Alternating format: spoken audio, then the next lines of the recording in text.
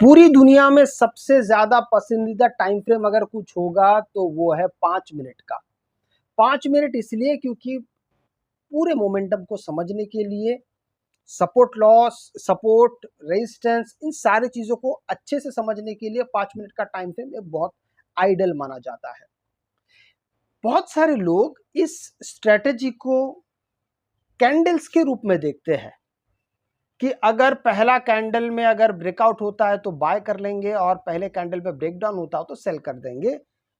95% लोग इसी स्ट्रेटेजी पे काम करते हैं। मैं आज आपको बताऊंगा कि सटीक तरीका किस तरीके से हो सकता है जिसमें आपका स्टॉप लॉस के चांसेस बहुत घट जाएगा और टारगेट का जो आपका जो तौर तरीका होगा वो बहुत ज्यादा बढ़ जाएगा। कैसे, मैं आपको बताता हूं। सबसे पहले एक एक चीज करके हम इसको पहले ध्यान से देखेंगे। ये 5 मिनट टाइम फ्रेम पे है। अब यहां पर मैक्सिमम लोग क्या करेंगे मैं आपको पहले वो बता देता हूं। पहला 5 मिनट है, इसके हाई लो को यहां पर मार्क कर लिया। मार्क करने के बाद अब वेट करेंगे कि भाई पहला ये कहीं से टूट जाए, मतलब या तो हाई टूटे या तो लो टूटे, उसके बाद हम ट्रेड करेंगे। दूसरा क्या आता है? दूसरा आता है कि अगर ये टूट जाता है तो मैं यहाँ पे पुट ले लूंगा, अगर टूट के ऊपर चला जाता है तो फिर यहाँ पे मैं कॉल ले लूंगा। ज्यादातर लोग यही करते हैं। सही तरीके से अगर इसको देखना है तो मैं आपको एक रास्ता आसान वाला बताता हूं और शायद प्राइस एक्शन भी होगा, उसमें सारी डिटेल्स को भी हम चर्चा करेंगे। जैसे पॉइंट नंबर 1, मार्केट कहां खुला है। अगर आप 4 तारीख को देखते हैं तो मार्केट खुला था बड़ा गैप डाउन, काफी बड़ा गैप डाउन। अब जब मार्केट गैप डाउन खुलता है और बड़ा गैप डाउन खुलता है तो संभावना ये होती है कि मार्केट ओवरसोल्ड, आरएसआई के भाषा में अगर कहे तो मार्केट ओवरसोल्ड पोजीशन पे खुला है, जहां पे संभावना सबसे ज्यादा होगा कि मार्केट ऊपर चला जाएगा। गिरने के बाद जब मार्केट शुरू होता है, बड़ा गैप डाउन खुलता है, ज्यादातर यही होता है कि मार्केट यहां से ऊपर निकल जाएगा, नीचे नहीं आएगा, क्योंकि आरएसआई के भाषा में इसको हम कहेंगे ओवरसोल्ड पोजीशन पे। पर इस ओवरसोल्ड पोजीशन की एग्जैक्ट पोजीशन हम कैसे जानेंगे कि हाँ भाई यही वो जगह है जहां से मार्केट अब रिवर्स कर सकता है। इसके लिए हम एक इंडिकेटर को देखेंगे, साथ में प्राइस एक्शन की बात मैं ज्यादा करूंगा। अब यहाँ पे इंडिकेटर कौन सा है? ये वाला, थर्ड वाला, TMS centred bands.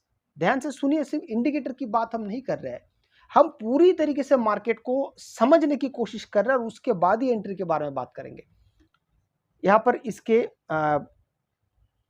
Indicator section पे हम चले जाएंगे और 12 लिखा हुआ है, इस 12 को घटा के 30 कर देंगे। नीचे आएंगे और 2 को घटा के 1 कर देंगे। स्टाइल में जाएंगे और शुरुआत के जो 4 लाइंस को हटा देते हैं बस। अब क्लियर हो गया है। क्या क्या क्लियर हो गया है मैं एक एक करके बताता हूँ। अब मार्केट यहाँ से नीचे गिरता है, बड़ा गैप डाउन हुआ है, जो मैंने आपको कहा कि ज्यादातर चांसेस होता है कि मार्केट फिर यहाँ से ऊपर उठेगा। कहाँ से एग्जैक्टली उठेगा? देखिए यहां से। यहां पर क्यों? क्योंकि ये आपको सिग्नल दे चुका है कि भाई हाँ भाई यहाँ पे सिग्नल मिला है। लेकिन सिर्फ सिग्नल से हम कतई काम नहीं करते जब तक हमारा प्राइस एक्शन पूरा नहीं होता है। हमने इंडिकेटर का इस्तेमाल सिर्फ इसलिए किया है ताकि हमें सपोर्ट और रेजिस्टेंस सही जगह पे दिखता जाए कि भाई कहां कहां हमको मिल रहा है। अब यहां पर एक कैंडल बना, चलिए कोई बात नहीं, जब तक इसको ऊपर की तरफ ब्रेकआउट ना मिले हम एंट्री नहीं करेंगे। थोड़ी देर बाद मार्केट ने और एक कैंडल बनाता है, फिर उसको ब्रेकआउट मिलता है। बस यही हमारी सबसे सही जगह है। अब यहाँ पे हम दो दो चीजों को एक साथ लेके चल रहे हैं। एक तो पहला बड़ा गैप डाउन हुआ, ज्यादा चांसेस है कि मार्केट रिवर्स करेगा। दूसरा चीज हमको ये इंडिकेटर बता रहा है कि भाई कहां से रिवर्सल हो सकता है। तो आपका stop loss 5 minute time frame पे यहाँ पे होगा, लो पे जो पहला कैंडल है, और यहाँ पे आपने एंट्री बना ली। अब धीरे धीरे धीरे धीरे मार्केट देखिए, आपने यहां से लेके अब मार्केट ये थोड़ा साइडवेज हो गया। उस दिन की बात अगर मैं करूं तो मार्केट लगातार बहुत समय तक पहले साइडवेज था, फिर धीरे धीरे फिर मार्केट ऊपर उठना शुरू हुआ। अगर आप देखते हैं तो आपकी एंट्री यहाँ पे हुई तो मार्केट धीरे धीरे पहले साइडवेज रहा फिर ऊपर गया। कुल मिला के आपने जो सोचा कि भाई कहां से हो सकता है तो बिल्कुल वहीं से हुआ है। अब दूसरी बात है, अगले दिन मार्केट एक बड़ा गैप अप खुलता है। ध्यान से देखिए, गैप अप खुला। अब 5 मिनट टाइम फ्रेम का जो तौर तरीका है वो क्या है कि भाई यहाँ पे जब तक एक ब्रेक डाउन नहीं मिल जाता है मतलब पहला 5 मिनट के अगर नीचे मार्केट चला जाता है तो आप यहाँ पे एंट्री कर सकते हैं।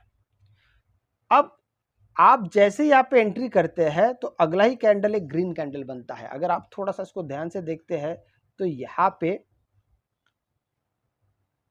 सिग्नल नहीं मिला है, ठीक है, सिग्नल नहीं मिला। इसका मतलब यह है कि मार्केट कह रहा है कि अभी भी सपोर्ट जोन मिल नहीं रहा है। तो आप अगर यहां से एंट्री कर रहे हैं तो वो सही एंट्री ही था, लेकिन और आपका स्टॉप लॉस कहां पे है? फर्स्ट कैंडल के हाई के ऊपर।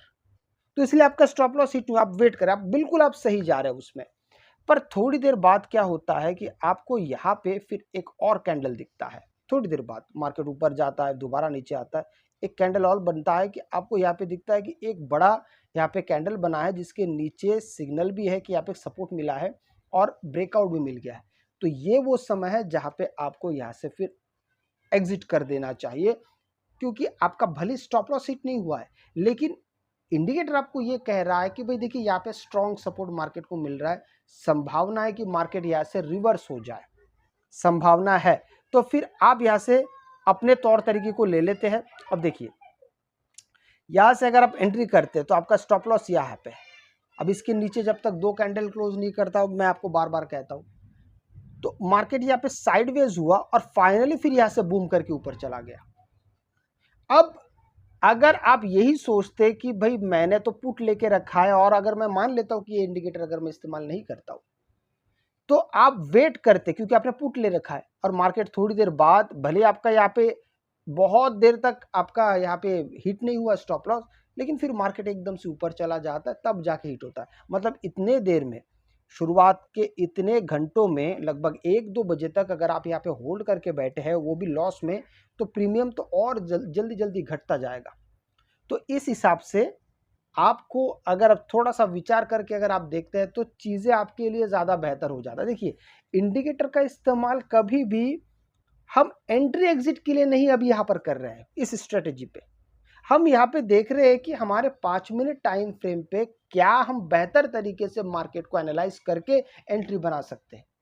क्योंकि ज़्यादातर लोग जब सिर्फ पहले 5 मिनट के टाइम फ्रेम को अगर ब्रेकआउट या ब्रेकडाउन के हिसाब से देखने जाते हैं तो उसमें लॉसेस के चांसेस बहुत ज़्यादा बढ़ जाते हैं। कभी मार्केट खुलता है, थोड़ा सा नीचे आता है, फिर एकदम से ऊपर चला जाता है। तो जब ऊपर जा रहा है ये समझ में नहीं आता कि हमको वहाँ से एग्जिट कर देना चाहिए था। हम बैठे रहते, हमें लगता है कि मार्केट शायद वापस आएगा और मार्केट वापस नहीं आता, वो तो और ऊपर चला जाता है। अब जो लोग स्टॉप लॉस नहीं रखते, सोचिए उनकी क्या हालत होती है। इसीलिए ये इंडिकेटर के सहारे से कम हमको ये समझ में आ जाता है, भले आप वहां पर दूसरा एंट्री ना करें, कम से कम एग्जिट करके आप इतना तो कर सकते हैं कि आपका स्टॉप लॉस बड़ा हिट ना हो।